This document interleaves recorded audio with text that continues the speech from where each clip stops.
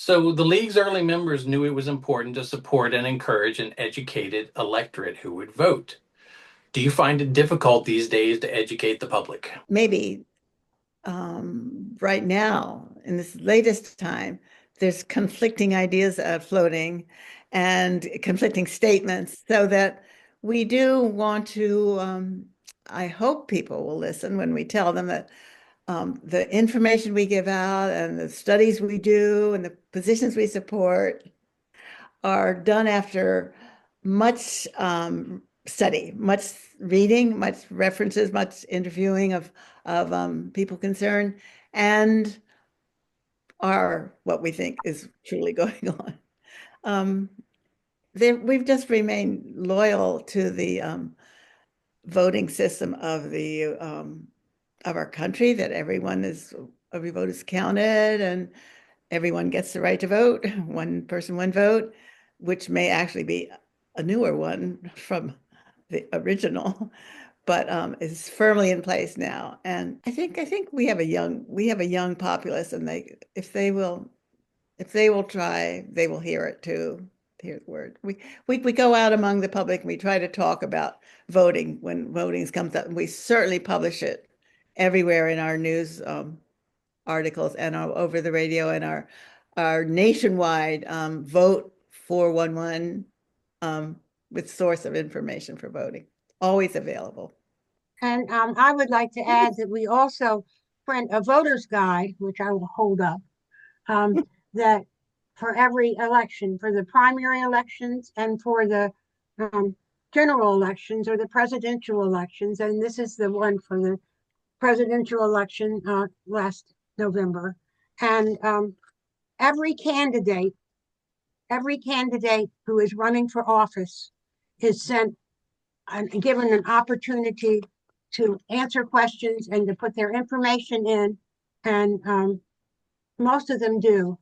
And Vote 411 also does the same information. Um, it has been challenging for us to enter the 21st century uh, when there are so many streaming opportunities. And we were very fortunate that COVID taught us some good lessons. COVID allowed us to have Zoom meetings um, so that we could continue to work with one another. COVID also drove one of the candidate forums into the radio station where we broadcast it, and they simulcast on YouTube and Facebook. So COVID actually helped lift us into the current century, and we now have two new members who are focusing, Carolyn Page and Ginny Carr, who are focusing on our webpage and our social media presence. From the beginning, the league has been nonpartisan. How do you stay fair and balanced in these troubled, divisive times?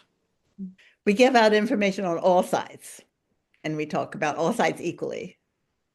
While we are nonpartisan, we also take positions on issues. So, for example, we are ecology friendly. I guess if somebody wants to view that as positioning yourself politically, It isn't.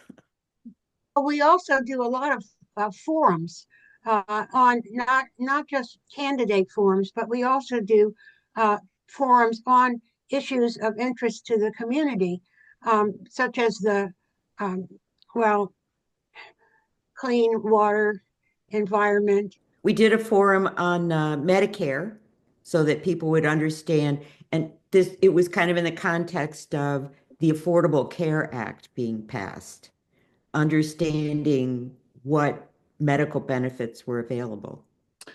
Many people may not know that you do more than deal with voting, as you just said, produce voter guides and host candidate forums.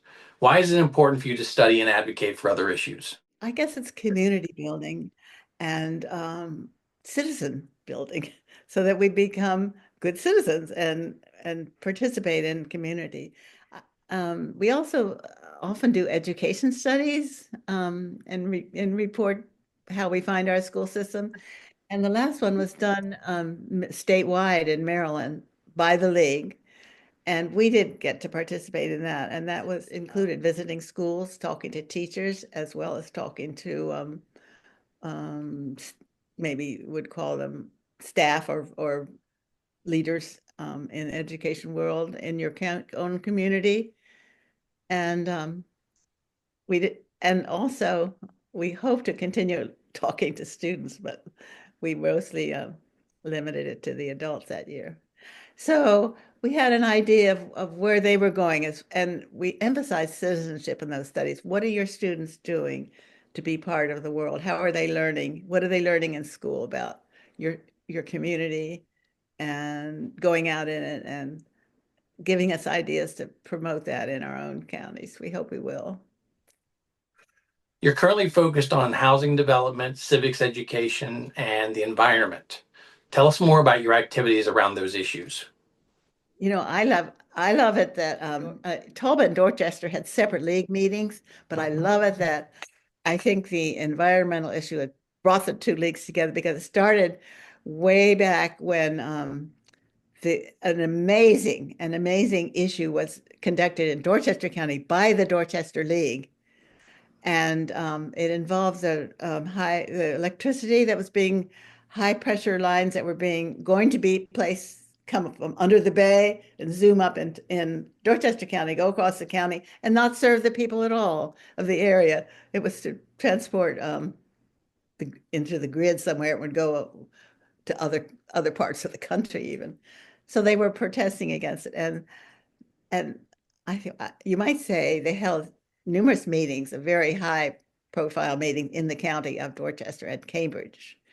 And it was an excellent effort. And they did not get those transmission lines were not established. One of our long-term members, her name is Barbara Hale, it has been very active in working to hold Valley Protein accountable, and to hold the state accountable for their own requirements, and has been very successful in achieving that goal. One of the things, we are a very small league. We are 25 people.